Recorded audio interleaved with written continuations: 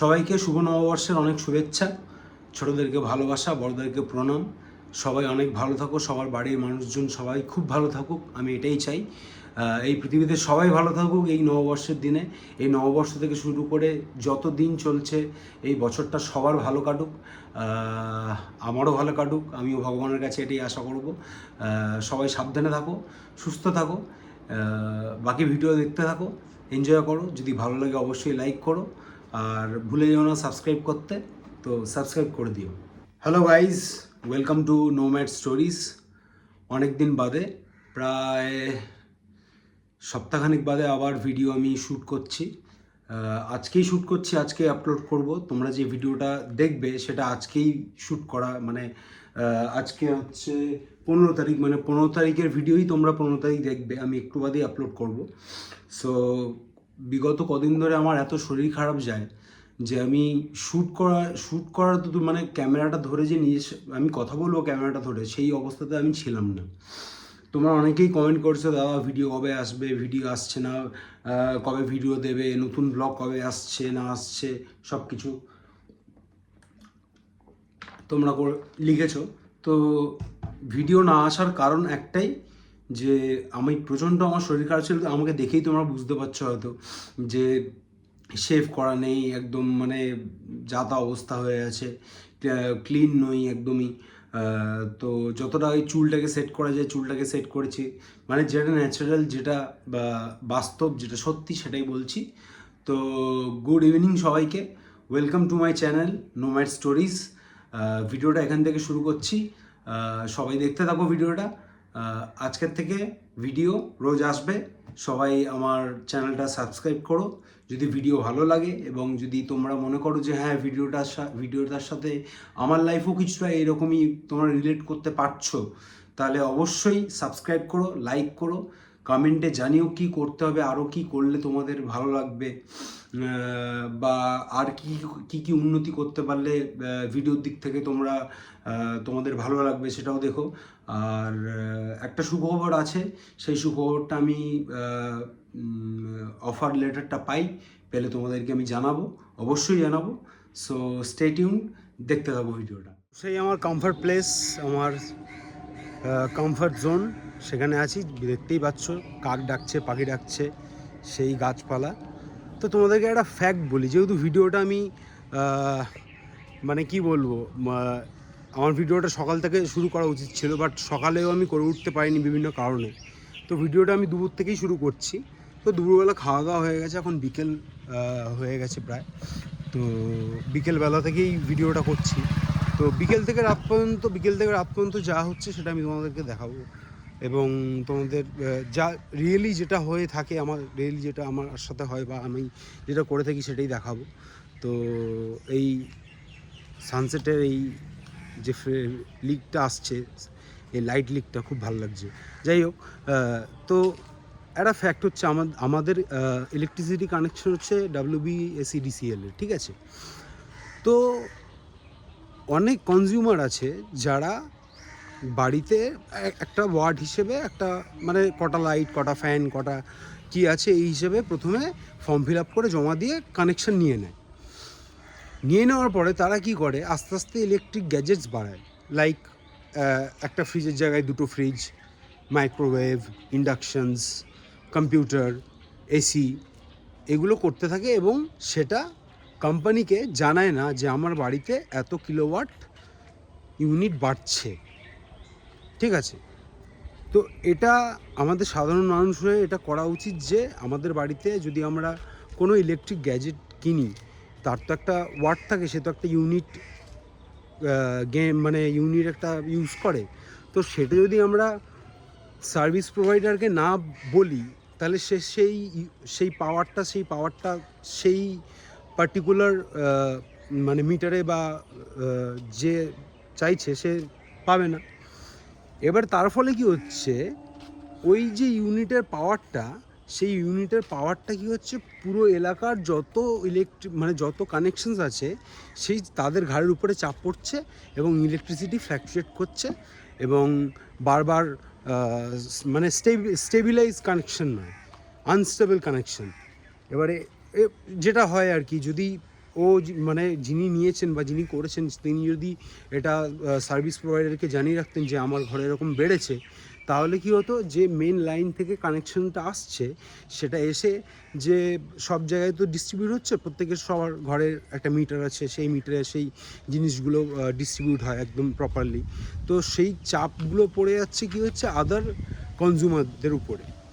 সেই ওই মেন লাইনের যে কানেকশানটা আছে তার তো একটা নির্দিষ্ট ওয়াট আছে, সেই ওয়াটের থেকে বেশি লোড হয়ে যাচ্ছে। সেই লোডটা হওয়ার জন্য কি হচ্ছে, ওর প্রবলেম হয়ে যাচ্ছে অন্যান্য কনজিউমারদের। যেমন আমার ঘরে এই প্রবলেমটা হচ্ছে, আমার পাশের ঘরেও এই প্রবলেমটা হচ্ছে যে ভোল্টেজ আপ ডাউন করছে। এটা একটা বিশাল বড় প্রবলেম। যদি সচেতন নাগরিক হয়ে থাকো সবাই, তাহলে প্লিজ যদি কারোর বাড়িতে কোনো কিছু, কোনো গ্যাজেট, কোনো ইলেকট্রনিক্স জিনিস যদি আপগ্রেড করে থাকো, তাহলে প্লিজ সার্ভিস প্রোভাইডারকে সেটা জানাও।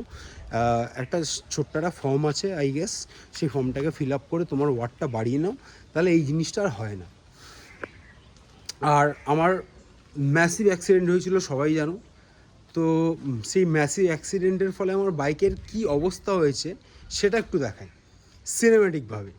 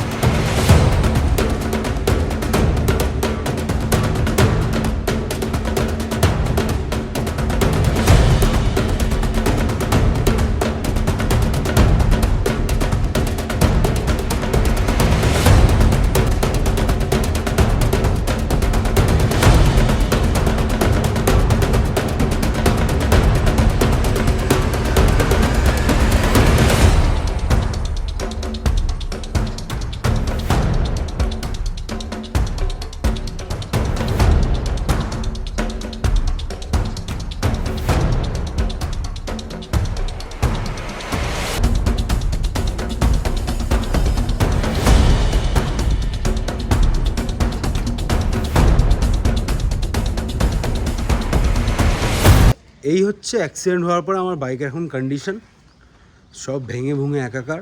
সামনে হেডলাইটটা পুরোটাই চলে গেছে। আমি বাইরের সাথে কথা বলেছিলাম, আমি কোনো লোকাল গ্যারেজে কাজ করাবো না বলেই আমি গাড়িটা এখনও ফেলে রেখেছি। আমি ডিরেক্ট একদম বাইরে যাওয়ার অটোতেই যাব। তো কেন কি আমি 2015-তে গাড়িটা কিনেছি, 2026 চলছে, তো অলমোস্ট 11 বছর হয়ে গেছে।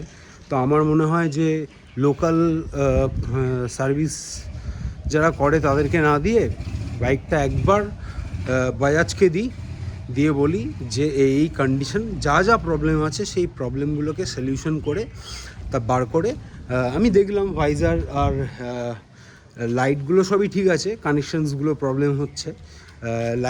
মানে লাইটের সেটটাও চেঞ্জ করতে হবে বিকজ ওটা ভেঙে গেছে। তো লাইট আর ভাইজার এই টোটাল মিলিয়ে অ্যারাউন্ড ওই 12-15 হাজার টাকা মতো খরচা আছে।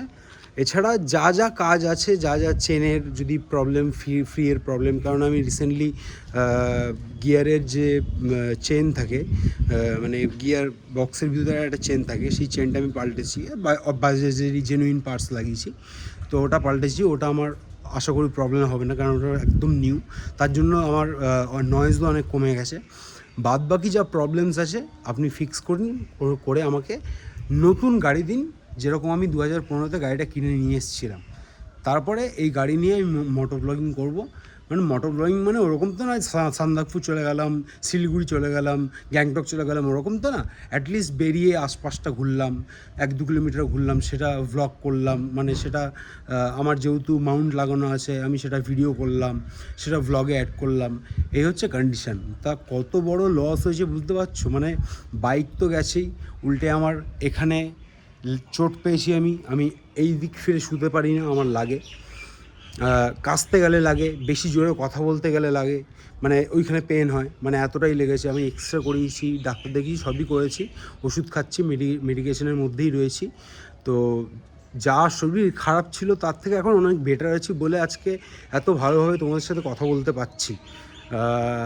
কাটা ছেঁড়া তো দেখেইছো পায়ের অবস্থা, তো সেটা এখন শুকিয়ে গেছে অলমোস্ট, প্রায় শুধু ওই দাগটা রয়ে গেছে। এবার দাগটা হিল হতে যতটা টাইম লাগে, আদারওয়াইজ এই ধাক্কা, এই লস, হিউজ লস, বডির বডির বিভিন্ন পার্টসে ব্যথা লেগে সেটা একটা লস, বাইক ভেঙে গিয়ে একটা লস, মানে সব দিক থেকেই লস। এখন আমি পুরো লসে রান করছি। সো এই লসটাকে কী করে গ্রসে আবার ফিরিয়ে নিয়ে আসা যায় সেটাই চেষ্টা করছি। এবং আই গেস খারাপের যেরকম ডিউরেশন থাকে খারাপ সময়ের, সেরকম খারাপ সময় ডিউরেশনটা তো শেষ হয়, খারাপ সময় তো চলতে থাকে না। খারাপ সময় ডিউরেশনটাও তো একটা পিরিয়ড পর্যন্ত চলে। তো খারাপ সময়টা যখন ওর ডিউরেশনটা শেষ হয়ে এসছে, আমার মন বলছে, আমার ইনস্টিংক্ট বলছে যে এবারে ভালো সময় শুরু হবে। তো খারাপ সময় যেরকম সবসময় চলতে থাকে না, সেরকম ভালো সময় সবসময় চলতে থাকে না। ভালো মন্দ দুটো মিশিয়েই জীবন। তো এটাকেই অ্যাকসেপ্ট করে এগিয়ে নিয়ে যেতে হবে। তো আমি তো মেনে নিয়েছি, এছাড়া আমার আর কোনো উপায় নেই আমার কাছে, আর সেকেন্ড কোনো অপশান নেই না, জোকস অ্যাপার্ট। তো খারাপ সময় যেরকম একটা ভ্যালিডিটি থাকে, সেরকম ভালো সময়ের একটা ভ্যালিডিটি আছে। তো খারাপ সময় চলছে, খারাপ সময়টা ওভারকাম করে, খারাপ সময় নিজেকে ওভারকাম করে নিয়ে গিয়ে ভালো সময়টাকে এনজয় করার জন্য নিজেকে ওই খারাপ সময়টুকুনি একটু সারভাইভ করে নিতে হবে, ব্যাস, দ্যাটস ইট। তো খুব ভালো সানসেট হচ্ছে, আমি একটু সানসেটের কয়েকটা সিনেম্যাটিক ভিউ নিই। ওদিকে তো তোমরা আমার বাইকের অ্যাক্সিডেন্টওয়ালা সিনেম্যাটিক দেখে নিয়েছো, এবারে সানসেটের একটু কয়েকটা ভালো ভিউ নিই, তোমাদেরকে দেখাই, চলো।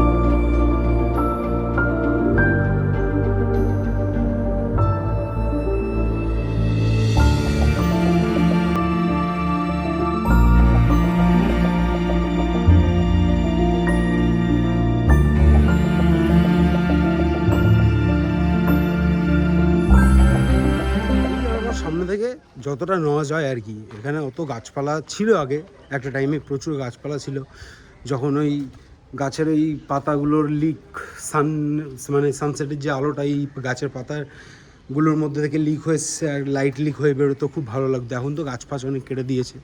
তো এই আর কি। তো যেটুকুনি আছে সেইটুকুনি তোমাদের দেখালাম, রিয়েলি যেটুকুনি রয়েছে। তো এটাও এনজয় করো, যদি ভালো লাগে জানিও। আর দেখো, সেরকম কিছু নেওয়ার নেই, তাই আমি নিতে পারলাম না। তো যেটুকুনি নেওয়া যায় সেটুকুনি নিলাম। তোমাদের যদি ভালো লাগে অবশ্যই জানিও, বলো আমাকে। এই ভিডিওটা আজকেই আপলোড করব। আমি যতটা এখনও পর্যন্ত যতটা ভিডিও করেছি ততটা আমি কপি করে রেখে দিয়ে ততটাই আমি এডিট করে রেখে দেবো।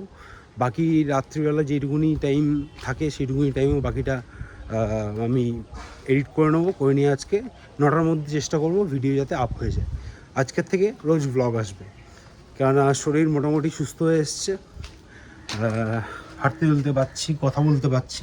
আমি তো এমনও গেছে যে লাস্ট কদিন আমি কথাও বলতে পারছি না, কথা বললে আমার ওই মানে লেফট পাঁজরে আমার লাগছে। তো এখন সেটাও বেটার হয়েছে। তো আস্তে আস্তে সবই বেটার হচ্ছে, চলো সব কিছু বেটার হয়ে যাবে। যাই, ঘরে যাই।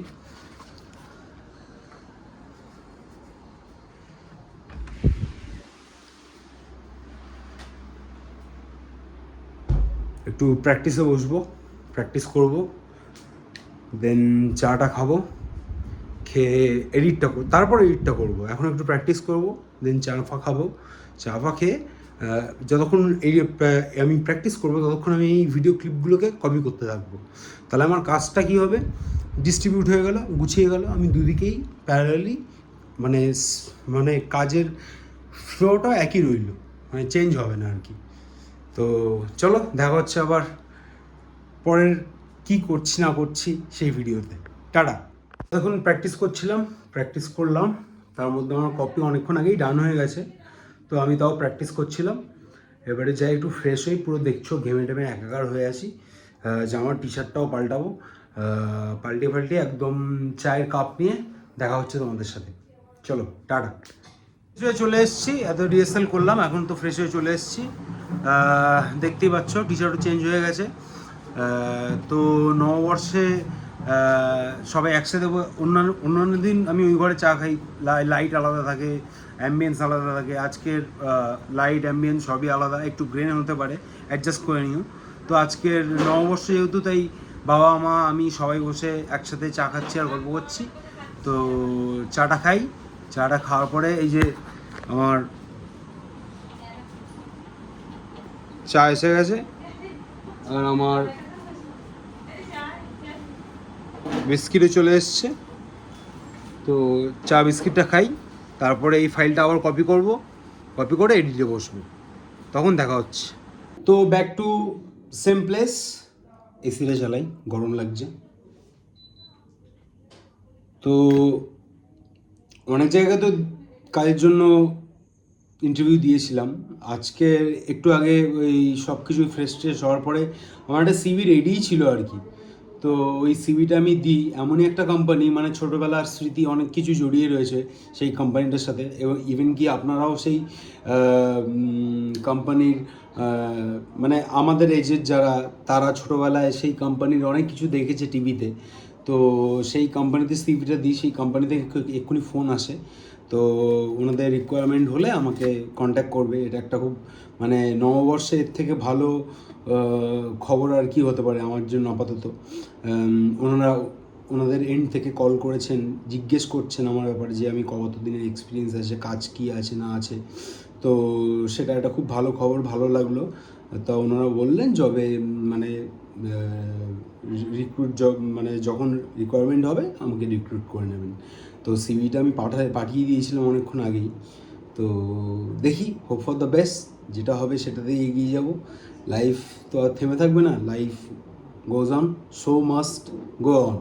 তো চলো চা খাই, আর যে ভিডিওগুলো করেছি সেগুলো কপি করি, কপি করে যতটা এডিট এগিয়ে রাখা যায় এগিয়ে রাখি। আর বাকি গল্প হতে থাকবে, তোমরাও আমার সাথে জুড়ে থাকো। আর সরি, ভেরি সরি, আমার শরীরটা খারাপ ছিল, এতটাই খারাপ ছিল যে আমি ফোন তুলে ওই কথা বলার মতো, মানে তোমাদের সাথে যে সময় কাটাবো সেই সময় কাটানোর মতো আমি আমার শরীরের কন্ডিশন ছিলই না লাস্ট 4-5 দিন ধরে। তো এখন একটু অনেকটাই বেটার, অনেকটা বেটার না, অনেকটাই বেটার। সো ফাইনালি আমি ভিডিও করছি আর কি। তো আজকের ভিডিও আজকেই যাবে। এবারে আমি ডিসাইড করেছিলাম, আমি যেমন করছিলাম কি, যে আজকে ভিডিও করতাম, আজকে ভিডিওটা কালকে ছাড়তাম। এবারে আমি ডিসাইড করলাম যে আমি যেদিন ভিডিও করব সেই দিনই ছাড়বো। এটা একটা প্ল্যান আমি করেছি। এখন জানি না আমি কতটা করতে পারবো, মানে আমাকে ওই যতটা শর্ট নেব কপি করে এডিট করে রেখে দিতে হবে, আবার শর্ট নেব কপি করে এডিট করে রেখে দিতে হবে, দিয়ে ওই দিনের ভিডিও রাত্রিবেলা পোস্ট করলাম, 9টা নাগাদ পোস্ট করলাম। কিন্তু দিনের মানে প্রত্যেক দিনের ভিডিওটা প্রত্যেক দিন পোস্ট করব এখন ভাবছি আমি, এটা নিয়ে আমি কনফিউজ আছি। আমি ভাবছি যে করব কি এটা, না যেই ফরম্যাটে আমি করছিলাম ওটা করব। ওই ফরম্যাটে করলে কি হয়, পুরো দিনটা, পুরো রাত, একদম সকাল থেকে রাত পর্যন্ত দেখানো যায়। আর এই মানে যদি দিনের ছাড়ি তাহলে কি হবে, কিছু জিনিস স্কিপ হয়ে যাবে, যেমন রাতের ব্যাপারটা স্কিপ হয়ে যাবে, অনেক কিছু স্কিপ হয়ে যাবে। তো সেটাই ভাবছি, ভেবে দেখছি, এখন দেখি কি করা যায়, কতদূর কী করা যায়। আমি এখনও ডিসিশন নিইনি, তাই মোটামুটি একটা রাফ কথা বলে রাখলাম তোমাদের সাথে।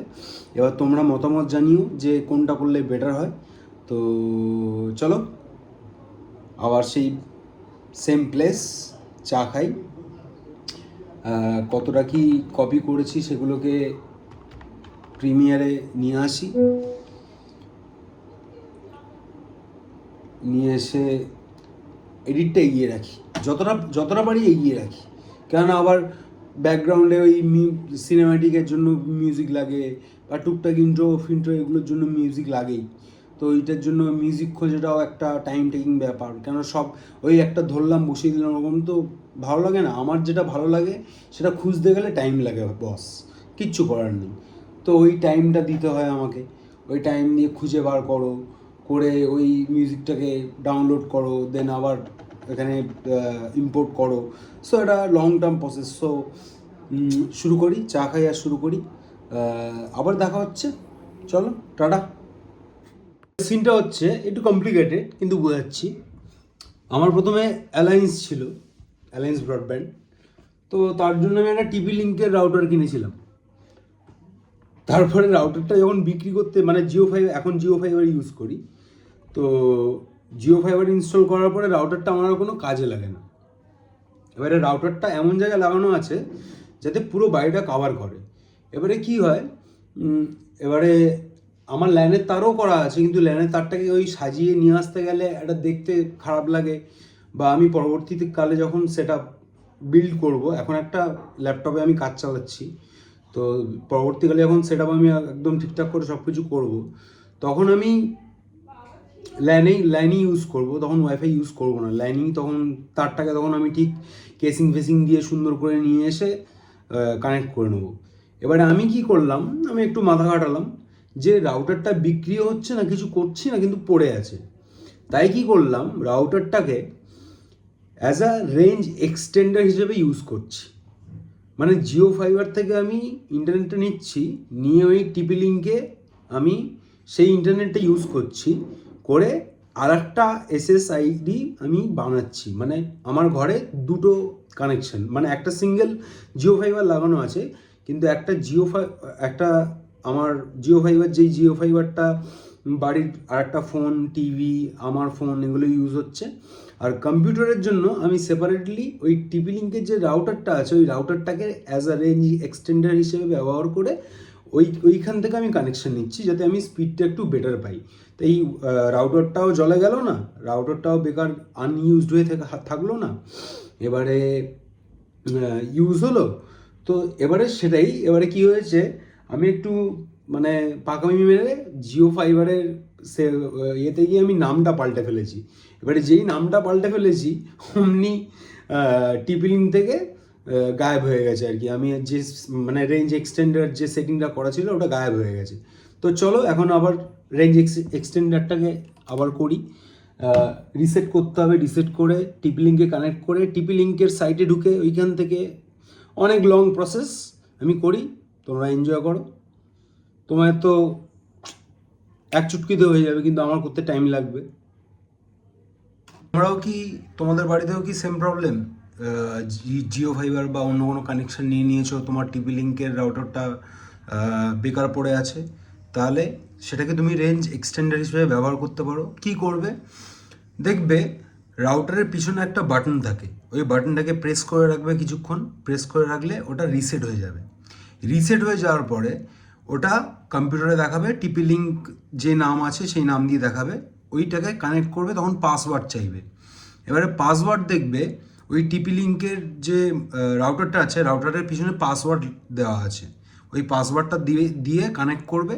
কানেক্ট করে তোমার যে কোনো ব্রাউজার খুলে TP-Link-Wi-Fi.net এটা সার্চ করবে। সার্চ করলে একটা পেজ আসবে, পেজ আসলে ওখানে পাসওয়ার্ড দিতে বলবে। তুমি তোমার পছন্দের মতো দুটো মানে পাসওয়ার্ডটা দেবে, কনফার্ম পাসওয়ার্ড করবে। করার পরে বাকিটা স্ক্রিনে দেখো কী করে হচ্ছে। তো আমি যেরকম বললাম, একটা পাসওয়ার্ড দিয়ে তোমাকে লগ ইন করতে হবে, এবং এখানে দেখো আমি পাসওয়ার্ডটা দিচ্ছি, পাসওয়ার্ডটা দিয়ে লগ ইন হবে। লগ ইন হওয়ার পরে আমি চলে যাচ্ছি নেটওয়ার্কে গিয়ে আমি আমার আইপি অ্যাড্রেসটাকে পাল্টাতে হবে। তার জন্য কী করতে হবে, স্ট্যাটিক আইপি করে যেটা আমার 192.162.0.1 ছিল, ওটাকে 2 করলাম, করে রিবুট করলাম। এবার রিবুটটা হোক। বেসিক্যালি আমার আইপি অ্যাড্রেসটা যেটা ছিল সেটা আমি চেঞ্জ করলাম। এবারে রিবুটিংটা হয়ে যাক, তারপরে পরের প্রসেসটা আমি বলছি কী করে তোমরা করবে।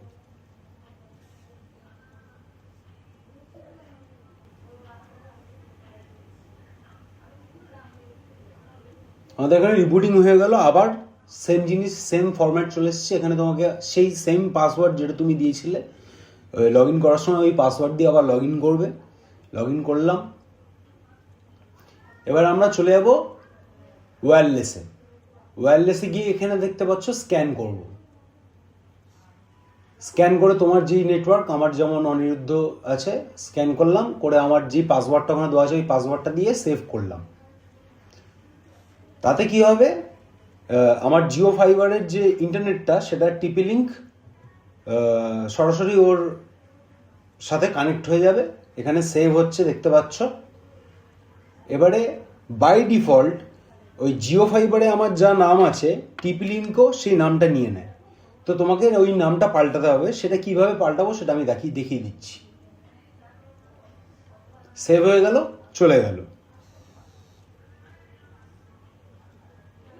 আমাদের কানেকশন হয়ে গেছে। এবার নেক্সট স্টেপে আমরা কি করছি, ওই নামটা দিয়ে যে নতুন ফরম্যাটটা দিয়ে যেটা দিয়ে আমি কানেকশনটা করেছিলাম ওটা তো সেম নামে আছে, ওইটাতে তোমাকে কানেক্ট করতে হবে। মানে পাসওয়ার্ড দিয়ে ওটাকে ওর সাথে কানেক্ট করে দেন আবার এই টিপি লিঙ্কের এটাকে রিফ্রেশ করতে হবে। নেটওয়ার্কে না গিয়ে ওয়্যারলেসে যাবো, গিয়ে এক্সটেন্ডেড নেটওয়ার্কে গিয়ে ওই নামটা পাল্টাবো যেই নাম তুমি দিতে চাও। আমি যেমন AM স্টুডিও ক্রিয়েশন দিয়েছি, দিয়ে পাসওয়ার্ডটা ওরকম দিয়েছি, সেভ করলাম, সেভ হয়ে গেল। এখানে আমার ডান হয়ে গেল। এবারে আমাকে জাস্ট আমার ওয়াইফাইয়ের ওখানে গিয়ে AM স্টুডিও ক্রিয়েশন যেই নামটা আমি দিয়েছি ওই নামটায় ওই ওয়াইফাইয়ে গিয়ে কানেক্ট করে পাসওয়ার্ড দিলেই আমার ইন্টারনেট চালু, ডান, কাজ শেষ। এখানে দেখতে পাচ্ছ যে আমার এটা হচ্ছে মেন আমার বাড়ির অনিরুদ্ধ জিও ফাইবার, আর এটা হচ্ছে AM স্টুডিও ক্রিয়েশন, যেটা টিপি লিঙ্কের ওটা ছিল, ওটাকে রেঞ্জ এক্সটেন্ডার হিসেবে ব্যবহার করেছি এবং নাম চেঞ্জ করেছি। দেখতে পাচ্ছ কানেক্ট করছি, কানেক্টেড। এবং দেখো এখানে তোমরা দেখতে হবে যে সাকসেসফুলি ইন্টারনেট অ্যাক্সেসেবল, ইউটিউব খুলছে, সব দেখাচ্ছে, একদম পারফেক্ট সব কিছু হচ্ছে। বুদ্ধি খাটাও, সব হবে। তাহলে টিপি লিঙ্কের রাউটারটা আমার ওয়েস্ট গেল না, রেঞ্জ এক্সটেন্ডার পেয়ে গেলাম। স্পিড দেখবে, দেখাচ্ছি।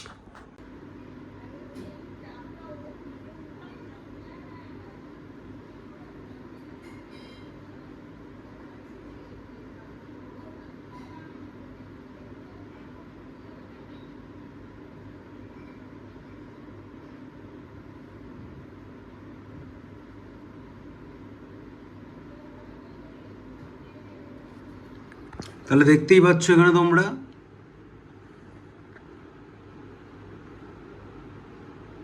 স্পিড কেমন, রেঞ্জ এক্সটেন্ড করার পরে। ফান্ডা, রাউটারটাকে ওয়েস্ট কেন করবো, চলো রেঞ্জ এক্সটেন্ডার হিসেবে কাজে লাগাই। তাতে কি হচ্ছে, আমার মেন যে রাউটারটা আছে সেটা আমার এই পজিশন থেকে অনেক দূরে। সো আমি ওই রাউটার থেকে টিপি লিঙ্কে রেঞ্জ এক্সটেন্ডার করে নিলাম, আর আমার এই টিপি লিঙ্কের রাউটারটা একদম ল্যাপটপের পাশে। তো তোমরা স্পিড দেখে নিলে, ডাউনলোড আপলোড দুটোই। So that's it, enjoy. সবই তোমরা দেখলে। প্রায় 10:30 বাজতে, এবারে ডিনার করবো, ডিনার করে শুয়ে পড়বো। আমার ভিডিও এডিটও হয়ে গেছে, জাস্ট এই ক্লিপটা আমি কম্পিউটারে নেব, নিয়ে জাস্ট বসিয়ে দেন আপলোডের জন্য যা যা করতে হয় সেগুলো করে আপলোড করে দেবো। কামব্যাক ভিডিও হলো ডিজাস্টার দেখলে বাইকের, কিছুটা টেক ইনফরমেশান দিলাম, ঠিক আছে। সব কিছু মিলিয়ে এই ভিডিওটা, যদি এটা একটু তোমাদের কাজে লাগে, যদি টেক ইনফরমেশন হিসেবে কাজে লাগে, যদি ভালো লাগে, তাহলে অবশ্যই আমাকে জানিও। আর তোমাদের সাথে যদি এরকম রাউটার বেকার পড়ে আছে, সেটাকে তোমরা এইভাবে ইউজ করতে পারো রেঞ্জ এক্সটেন্ডার হিসেবে। তো tech friendly video, comeback video, যাই বলো, যদি ভালো লেগে থাকে অবশ্যই সাপোর্ট করো, লাইক করো, শেয়ার করো, কমেন্ট করো, এঙ্গেজমেন্ট বাড়িও, এবং জানিও ভিডিওটা কেমন লাগলো।